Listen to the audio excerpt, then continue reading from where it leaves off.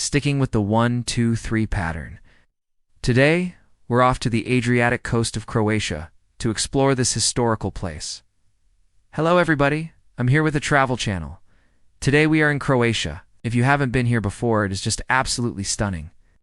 And we've chosen this place because it's a UNESCO World Heritage Site, part of a larger collection called Venetian Works in Croatia. It is the birthplace of the Republic of Venice. This whole area was actually ruled by the Republic of Venice for about 500 years, from 421 until 978 AD, and that is what makes it such an important place. The reason they were able to rule over it for so long is because they had the perfect location right here along the Croatian coast. If you look out into the water, you can see some islands. And these islands provided the perfect natural harbor. They were safe from any sort of weather that might have come along. And so the people of Venice were able to build up a fleet of ships and become the famous seafarers that they became during the Middle Ages. We'll get more into that a little bit later.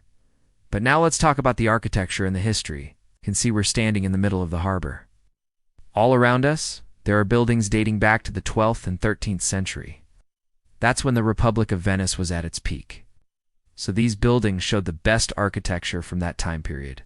One thing you may notice is how narrow these streets are. Back then, they didn't have cars, but they did have horses. And so, these narrow winding streets were perfect for getting around on horseback. It also kept traffic down to a minimum. And if someone wanted to do any sort of business here, they were only going to do it on foot. So again, these narrow streets worked out perfectly.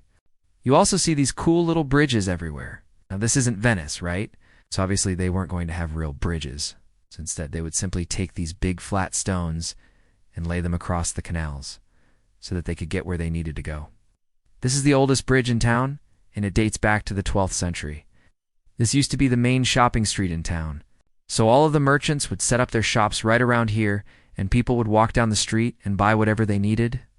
These days, it's still a very popular place to shop. But instead of goods, now they're selling souvenirs. And yes, there are lots of those pesky seagulls that you see everywhere in coastal towns. Now, we mentioned earlier that this is the birthplace of the Republic of Venice. Back in 420 AD, the Roman Empire split into two halves, Western Rome and Eastern Rome. As the western half decayed, the eastern half flourished. And this area right here was part of the Byzantine Empire, or Eastern Rome. The capital of the Byzantine Empire was Constantinople, which is now Istanbul. They ruled this area for quite a while. But eventually in 453 AD, a Germanic tribe known as the Hun invaded and took over. This lasted for less than 50 years because in 478 AD, the Byzantines took back the land. Then in 565, the Slavs moved into the region and mixed with the native Liburnians and created the Croats. In 421 AD, the Byzantines asked the Croats to defend the coastline from the invading Avars. In return, the Croats could keep anything that they captured, which was unmuch because the people living here were mostly engaged in trade with the Byzantines, and so they didn't have much of value. However, the Byzantines did give the Croats something else: the right to self-rule, and that included the right to collect taxes. Over the next few decades, the Croats began to prosper. They could use the money they collected to fund schools, hospitals, roads, basically anything that made life better for their people. In 699 AD, the governor of neighboring Ravenna made a treaty with the Croats.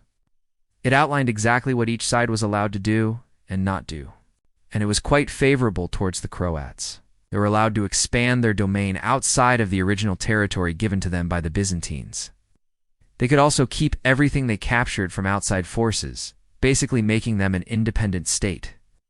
In 742 AD, the people elected their first duke, and that's when the Republic of Venice officially became its own thing, although they still acknowledged the authority of the Byzantine emperor. For the next 150 years, the Republic grew rapidly in power and wealth. It controlled almost the entire Adriatic coast, all thanks to their military naval dominance. But that doesn't mean everything was perfect. There were threats coming from the east, from the powerful Byzantine Empire. They always wanted to take back control of the coast. And from the west, you had the Franks.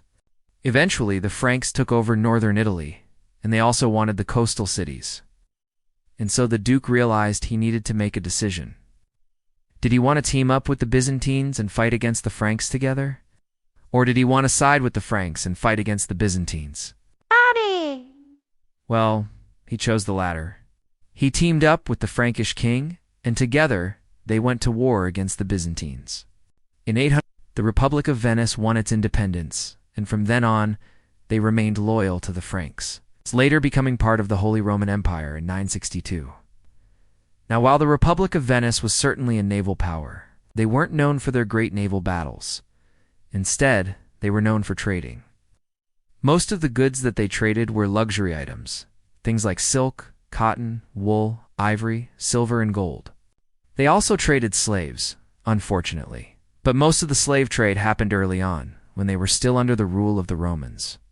The reason they were able to acquire so many luxury goods was because they had established trading posts all throughout the Mediterranean, including one in the Middle East. They even had connections to India. Through these trading posts, they were able to amass huge amounts of wealth. What's really fascinating is that they were able to stay in power for so long because they paid attention to detail.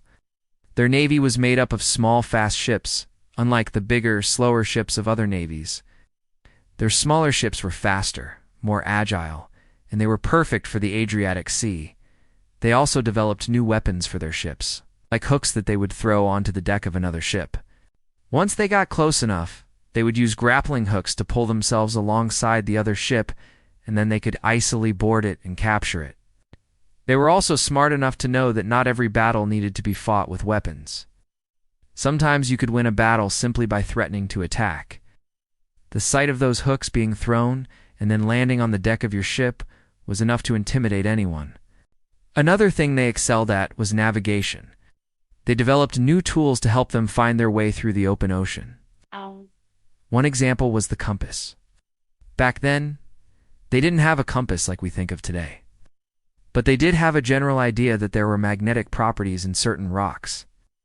They knew that if they placed a lodestone, which is a naturally magnetic rock, on a piece of wood, the wood would begin to spin around and around until it lined up with north and south. That pretty much wraps up our tour of the Republic of Venice in Croatia. If you liked this video, please consider giving us a thumbs up, and don't forget to subscribe. We have tons of videos about amazing places all over the world. Thanks for watching. Till next time.